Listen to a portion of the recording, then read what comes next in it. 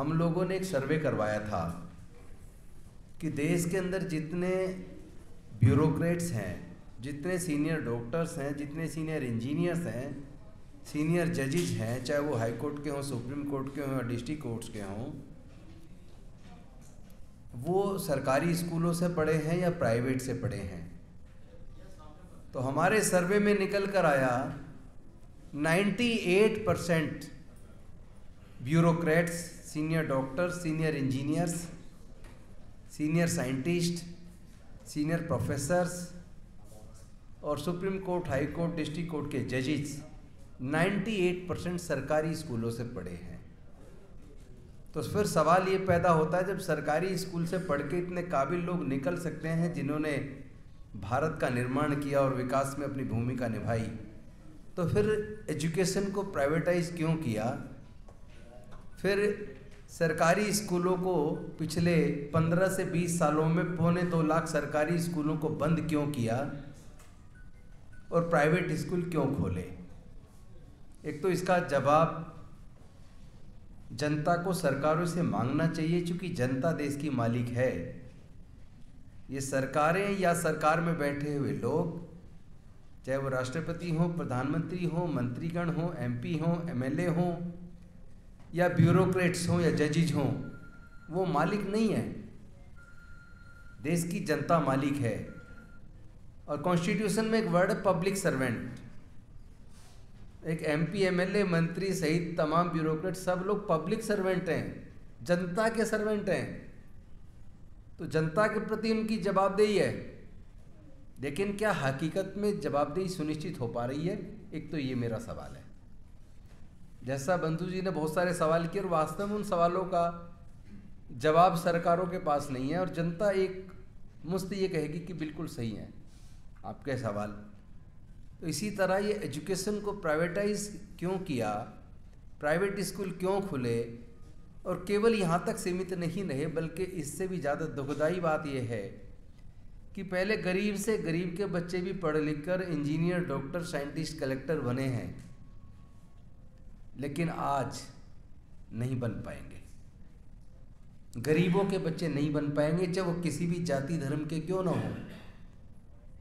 लेकिन अगर परसेंटेज की बात करूं तो अनुसूचित जाति जनजाति में 99%, पिछड़े वर्ग में 95% और जनरल कैटेगरी की भी बात करूं तो कम से कम 80% उनके लोग अपने बच्चों की हायर एजुकेशन का खर्चा नहीं उठा पाएंगे। अगर आपका बच्चा एंट्रेंस एग्जाम पास कर लेता है, आईआईएम में उसका एडमिशन ऑफर होता है, तो 2 साल का एमबीए करने के लिए आईआईएम से कम 50 लाख रुपया चाहिए, जिसमें 44 लाख रुपया तो केवल फीस है। बाकी हॉस्टल का खाने का खर्चा लगा ले तो करीब 50 लाख रुपया चाहिए। अगर आपके बच्चे को इंजीनियर बनना है, डॉक्टर बनना है, साइंटिस्ट बनना है, प्रोफेसर बनना है, एडवोकेट बनना है, आर्किटेक्ट बनना है, तो इनमें जो प्रोफेशनल कोर्सेज जिनकी ज़्यादा डिमांड रहती है, चाहे वो आर्टिफिशियल इंटेलिजेंस हो, चाहे वो कंप्यूटर साइंस हो, या चाहे इसके साथ साथ इंजीनियरिंग में हो, मेडिकल में हो, लॉ में हो, तो उसके एंट्रेंस एग्ज़ाम की तैयारी के लिए ही कम से कम 3 से 4 लाख रुपया चाहिए। और उसके बाद एग्ज़ाम में बैठने के बाद एग्ज़ाम अगर पास कर लिया तो इंजीनियरिंग की डिग्री करने के लिए, लॉ की डिग्री करने के लिए, मैनेजमेंट की डिग्री करने के लिए, मेडिकल की डिग्री करने के लिए बच्चे को 15 लाख से 20 लाख रुपया चाहिए। नौकरी की बात नहीं कर रहा हूँ, नौकरी मिलने की, केवल डिग्री कंप्लीट करने के लिए 15 लाख से 20 लाख रुपए के बीच चाहिए। मैं पूछना चाहता हूँ, क्या अनुसूचित जाति जनजाति में 99% लोग 15 से 20 लाख रुपए का खर्चा उठा पाएंगे? यानी अनुसूचित जाति जनजाति के 99% लोगों से हायर एजुकेशन छिन गया है। माइनॉरिटी के लोगों से अगर उनकी बात करें तो उनमें भी 98% लोगों से एजुकेशन छिन गया है। पिछड़े वर्गों की अगर बात करूं तो उनमें से भी 95% से हायर एजुकेशन छिन गया है। और अगर जनरल कैटेगरी की भी बात करूं तो उनमें भी 80% लोग हायर एजुकेशन का अपने बच्चों का खर्चा नहीं उठा पाएंगे, उनसे भी एजुकेशन छिन गया है। आज पूरे देश का अगर आप सर्वे कर लीजिए, किसी भी राज्य सरकार का कर लीजिए, केंद्र सरकार का कर लीजिए, 50% से ज़्यादा वैकेंसीज खाली हैं और ऊपर से ठेके पे भर्ती हो रही है और ठेकेदार उसका पीएफ इन और ईएसआई जमा नहीं करता, उसकी तनख्वाह में से भी वो 40% खा जाता है। और इन सरकारों के रहते ये सब हो रहा है। तो हो क्यों रहा है? इसके बड़े मुख्य रूप से मैं 2 कारण देखता हूँ और वो 2 कारण बता के मैं अपनी बात समाप्त करूँगा और उसका जवाब के लिए आपके सामने मैं प्रश्न छोड़ता हूँ कि उसका जवाब कैसे खोजना है। इसमें हम सिविल सोसाइटी के लोग अलग से डिस्कस करके उसके जवाब खोज के और उसके समाधान के लिए हम ऑलरेडी हमारी एक टीम, कोऑर्डिनेशन टीम बनी है बहुत सारे संगठनों की जो उस पर काम कर रही है। उसके लिए मैं यहाँ चर्चा नहीं करूँगा। 2 कारण मुख्य रूप से हैं। पहला कारण यह है कि हमारे संविधान को लगभग सरकारों ने खुद खत्म कर दिया है। वो सांसद, विधायक, मंत्री, मुख्यमंत्री, प्रधानमंत्री और राष्ट्रपति बनते वक्त वो संविधान की शपथ लेते हैं। कोर्ट के अंदर जो जजेस बनते हैं, जज बनते वक्त वो संविधान की शपथ लेते हैं। वो संविधान की बनने के बाद संविधान की रक्षा करने की बजाय उसके उलट काम करते हैं। कैसे करते हैं? क्यों ये सारा जितना भी चर्चा यहाँ चली है आज, या जितने भी मुद्दे घोषणा पत्र में उठाए हैं, उनका समाधान क्यों नहीं हो रहा है? उसके मुख्य रूप से मुझे 2 कारण नज़र आते हैं। वो कारण मैं आपको बताना चाहता हूँ। पहला कारण तो ये कि भारत के संविधान ने संसद के अंदर पार्लियामेंट्री कमेटीज़ बनाई हैं।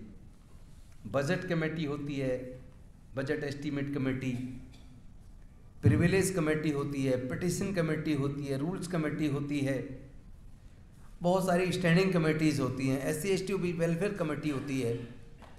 अलग अलग तरह के मुद्दों पे सरकार को गाइड करने के लिए और सरकार को कंट्रोल करने के लिए संविधान ने कमेटीज़ के गठन की व्यवस्था की है। और कमेटी का गठन का अधिकार लोकसभा के स्पीकर को दिया है, विधानसभाओं में विधानसभा के स्पीकर को दिया है। लेकिन अनफॉर्चुनेटली अब डेमोक्रेसी इस तरह ख़त्म हो रही है कि उन कमेटीज़ का गठन, और उसमें यह भी है कि कमेटी का गठन करते वक्त सभी दलों के लोगों को उसमें सदस्य बनाया जाए। अनफॉर्चुनेटली आज उन कमेटियों का गठन स्पीकर्स नहीं करते, स्पीकर्स साइन करते हैं। उन कमेटियों का गठन प्रधानमंत्री, राज्यों के अंदर मुख्यमंत्री नामों की लिस्ट बनाकर स्पीकर को देते हैं और फिर स्पीकर उन कमेटियों के गठन की घोषणा कर देता है। कौन सा मुद्दा उस कमेटी में लगेगा, कौन सा नहीं लगेगा, इसको भी तय प्रधानमंत्री और मुख्यमंत्री कर रहे हैं। जबकि एक समय था कि कमेटियां सरकार को कंट्रोल किया करती थी, सरकार की किसी भी पॉलिसी को आलोचना किया करती थी, सरकार के डिसीजंस को इवेलुएट किया करती थी और सरकार को चेताया करती थी। लेकिन आज ये कमेटियां लगभग खत्म हो गई हैं। पेपर पे कमेटियां हैं लेकिन लगभग खत्म हो गई। उनकी लगातार मीटिंगें हुआ करती थी, ब्यूरोक्रेट्स को वो कमेटियां समन किया करती थी और उन मुद्दों का समाधान सरकारों से किया करती थी, अपनी रिकमेंडेशंस भेजा करती थी। संसद के अंदर और विधानसभाओं में उन कमेटी की रिपोर्ट्स प्रस्तुत हुआ करती थी। उन रिपोर्ट्स के आधार पर सरकारें अपने फैसले तक बदला करती थी। लेकिन आज वो कमेटियां ख़त्म हैं, क्योंकि वो कमेटी बनाते वक्त जिस दल की सरकार है, कई बार तो कमेटी में सारे के सारे मेंबर उनके हैं और उनमें मुद्दा क्या लगना है, कौन सी चर्चा होनी है, किस अफसर को बुलाना है, किस अफसर को बिल्कुल नहीं बुलाना है, किस मुद्दे को उसमें रखना ही नहीं है, ये भी तय अगर प्रधानमंत्री और मुख्यमंत्री गण करेंगे तो फिर उन कमेटियों का महत्व क्या रहेगा। इसका मतलब खुद सरकारों ने, जिन्होंने खुद जब वो मंत्री मुख्यमंत्री बने या प्रधानमंत्री बने, जिन्होंने उसी संविधान की शपथ ली थी, उन्होंने ही उस संविधान को वायलेट कर दिया। तो एक तो ये कारण है जिसकी वजह से डेमोक्रेसी लगभग ख़त्म हो गई है और आपके मुद्दे वहाँ चर्चा में आते नहीं हैं। आपकी चीज़ें खत्म हो रही हैं। दूसरा मुद्दा, सरकारें लीगल एडवाइज़र से एडवाइस लेती हैं। मंत्रालय भी और ऑफिसर्स जिस मुद्दे पे क्लैरिटी नहीं होती है उसको वो लॉ डिपार्टमेंट में भेजते हैं और लॉ ऑफिसर्स, लीगल एडवाइजर्स उसमें अपनी एडवाइस देते हैं ताकि सरकार उसमें कानून के हिसाब से निर्णय ले।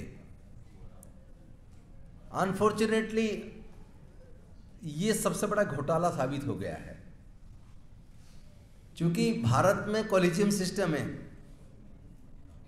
हाई कोर्ट सुप्रीम कोर्ट का जज बनना है तो कॉलेजियम के थ्रू नाम जाएगा, और अगर कॉलेजियम में आपका आदमी नहीं है, अगर कॉलेजियम में आपके नाम को आगे बढ़ाने वाला जज नहीं है तो आपके लोग हाई कोर्ट सुप्रीम कोर्ट के जज बनेंगे ही नहीं।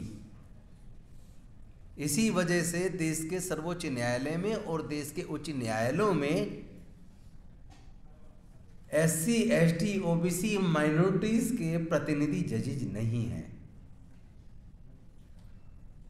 और जब आपके प्रतिनिधि नहीं है तो आपके मुद्दे वहाँ, आजकल जजमेंट्स पढ़ के कई बार लगता है जैसे जजेज ने जुडिशियस माइंड ही अप्लाई नहीं किया है, भावनाओं के ऊपर आधारित जजमेंट आने लगे हैं। तो चूंकि जब लोग सरकार से परेशान हो जाते हैं, सरकार के निर्णयों से परेशान हो जाते हैं, तो लोग कोर्ट का रुख करते हैं, उम्मीद करते हैं कोर्ट से न्याय मिलेगा। लेकिन अगर कोर्ट के अंदर भी कानून के हिसाब से जजमेंट आने की बजाय वहाँ भी पक्षपात वाले निर्णय पढ़ने से पता लगता है, मैं किसी पे आरोप नहीं लगा रहा हूँ किसी जज पे, लेकिन जजमेंट को एक वकील होने के नाते जब मैं पढ़ता हूँ तो अनेकों बार मुझे उस जजमेंट में जुडिशियस माइंड नज़र नहीं आता। हमारे लॉ में एक शब्द है एप्लीकेशन ऑफ माइंड। जैसे किसी को प्रोसिक्यूशन सैंक्शन होने के लिए कॉम्पिटेंट अथॉरिटी के पास जो जांच अधिकारी होता है वो प्रोसिक्यूशन की परमिशन मांगता है कॉम्पिटेंट अथॉरिटी से, और कॉम्पिटेंट अथॉरिटी जब परमिशन देती है तो प्रोसिक्यूशन उसमें शुरू होता है केस में।